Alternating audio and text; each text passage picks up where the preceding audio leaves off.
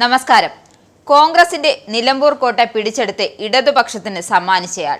വിവാദ കൊടിമുടികൾക്കിടയിലും CPM ഒരുക്കിയ തണലിൽ കഴിഞ്ഞ് ഒടുവിൽ അതേ പാർട്ടിക്കും മുന്നണിക്കുമെതിരെ യുദ്ധം പ്രഖ്യാപിച്ച് ഏറ്റവും ഒടുവിൽ MLA സ്ഥാനം രാജിവെച്ച് PV അൻവർ പുതിയ അംഗത്തട്ടിലേക്ക് ഇറങ്ങിയത് വേറെ പലതും ആരംഭിക്കാനാണെന്നത് വ്യക്തം. MLA സ്ഥാനം രാജിവെച്ച് കേരളത്തിൽ പാർട്ടി സംവിധാനം കെട്ടിപ്പടുക്കാൻ ഇറങ്ങിയ PV അൻവറിനെ തൃണമൂൽ കോൺഗ്രസ് ബംഗാളിൽ നിന്നും രാജ്യസഭാ അംഗമാക്കുമെന്ന് സൂചന. ഉപതെരഞ്ഞെടുപ്പിൽ മത്സരിക്കുകയും തോൽവി പിണയുകയും ചെയ്ത രാഷ്ട്രീയ ഭാവി ഇല്ലാതാവുമെന്ന് അൻവറിന് ബോധ്യമുണ്ടായിരുന്നു.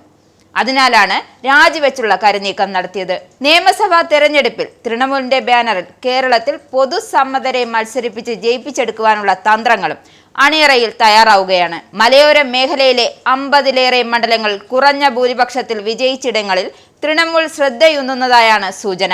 ദേശീയ തലത്തിൽ കോൺഗ്രസ് ഉൾപ്പെട്ട ഇന്ത്യ സഖ്യത്തിന്റെ ഭാഗമാണ് തൃണമൂൽ കോൺഗ്രസ്. ആ സ്വാധീനം ചെലുത്തി ഇവിടെ UDFിൽ ഘടകകക്ഷിയായി മാറാൻ തൃണമൂലിന് കഴിയും. അടുത്ത തിരഞ്ഞെടുപ്പിൽ UDFിന് അധികാരം കിട്ടിയാൽ മന്ത്രിസ്ഥാനത്ത് നിന്നും അവകാശവാദം ഉന്നയിക്കാം. തൃണമൂൽ കോൺഗ്രസിന് ലോകസഭയിൽ 23 അംഗങ്ങളും രാജ്യസഭയിൽ 13 അംഗങ്ങളുമുണ്ട്. രാജ്യസഭയിലേക്ക് അടുത്ത ഒഴിവിൽ പരിഗണിച്ചാൽ അൻവറിന് MP ആവാം. കേരള രാഷ്ട്രീയത്തിൽ സജീവമായി തുടരുകയും ചെയ്യാം.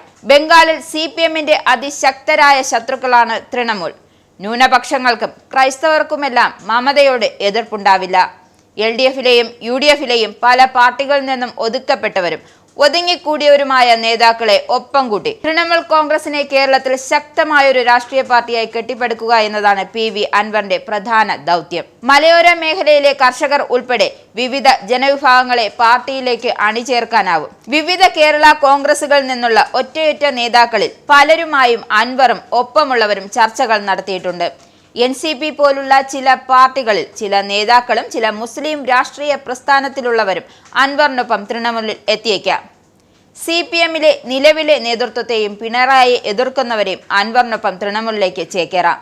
ഇവരെയെല്ലാം ആകർഷിക്കാൻ കൂടിയാണ് പിണറായിസത്തിനെതിരെ പോരാട്ടം എന്ന് അൻവർ ആവർത്തിച്ചു പറയുന്നത്. തദ്ദേശ സ്ഥാപനങ്ങളിലേക്കുള്ള തിരഞ്ഞെടുപ്പിൽ കാര്യമായ വേരോട്ടമുണ്ടാക്കിയാൽ നിയമസഭയിൽ തോറ്റാലും അൻവറിന് രാജ്യസഭാ അംഗത്വമടക്കം വലിയ പദവികളും അംഗീകാരങ്ങളും തൃണമൂൽ നൽകും. അൻവറിലൂടെ കേരളത്തിൽ നേട്ടമുണ്ടാക്കാനായാൽ തെക്കേ ഇന്ത്യയിലും സാന്നിധ്യമുണ്ടെന്ന് അവകാശപ്പെടാൻ മമതയ്ക്ക് കഴിയും. ദേശീയ പാർട്ടി എന്ന പദവി ഉണ്ടെങ്കിലും ഇന്ത്യയുടെ എല്ലാ ഭാഗങ്ങളിലും സാന്നിധ്യമെന്ന സ്വപ്നം ഇതിലൂടെ സാക്ഷാത്കരിക്കപ്പെടാം. പ്രധാനമന്ത്രി പദം മോഹിക്കുന്ന മമതയ്ക്ക് ഇത് നിർണായകമാണ്. പ്രതിപക്ഷ നേതാവ് അൻവറിന്റെ പിന്തുണയെ സ്വാഗതം ചെയ്തിട്ടുണ്ട്. ക്രൈസ്തവ സഭകൾക്ക് നിർണായക സ്വാധീനമുള്ള മലയോര മണ്ഡലങ്ങളിൽ വന്യജീവി മനുഷ്യ സംഘർഷം ഉയർത്തിക്കാട്ടി അൻവർ നടത്തുന്ന പ്രചരണം വോട്ടായി മാറുമെന്നാണ് UDFിന്റെ വിലയിരുത്തൽ. ബംഗാളിന് പുറത്ത് കഴിയുന്നത്ര ഇടങ്ങളിൽ വേരുപടർത്തി കൂടുതൽ ദേശീയ പ്രസക്തിയുള്ള പാർട്ടിയായി തൃണമൂൽ കോൺഗ്രസിനെ മാറ്റുകയാണ് മമതാ ബാനർജിയുടെ ലക്ഷ്യം. CPM വിരോധമാണ് മമതയുടെയും അൻവറിന്റെയും പൊതുഘടകം. ഇത് കേരള രാഷ്ട്രീയത്തിൽ നിർണായകമായി മാറിയേക്കുമെന്നാണ് വിലയിരുത്തൽ. നിങ്ങൾക്കും ആനന്ദ മീഡിയയുടെ പ്രേക്ഷകരിൽ ഒരാളാകണ്ടേ? യൂറോപ്പിലും US-ലും ആഫ്രിക്കയിലും അടക്കം പ്രവാസികൾ ഉള്ളയിടങ്ങളിലൊക്കെ ജനപ്രിയ ചാനലുമായി ആനന്ദ് മീഡിയ ഒപ്പമുണ്ട്. ഏഷ്യാനെറ്റ് ഫ്ലവേഴ്സ് അടക്കം നിങ്ങളുടെ വിരൽത്തുമ്പിലെത്തും. ആദ്യം റോക്കു ബോക്സ് സ്വന്തമാക്കുക.